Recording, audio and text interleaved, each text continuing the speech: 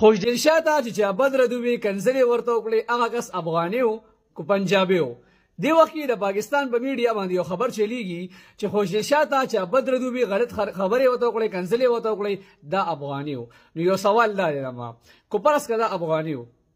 نو د خوشدل شاه ته په اردو کې کنځلې ولې کولې په اردو کې ورته بد رد ولې وي ځکه چې خوشدل شاه پښتون دی او هغه افغاني و پښتون و نو بکار چې کنځلې په پښتو کې شوي وي خو نه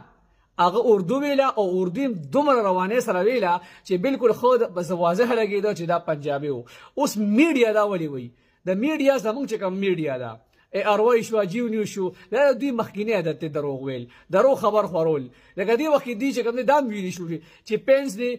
بد اخلاقی کی یا وغیرہ بل سی خو نه دی افغاني ټکی بغیر واسطه د سره بار راوسته ازیره به خوده خبري خدا چې کوم مکمل دروغ نیوز دی هغه کس افغاني نو دا پنجابي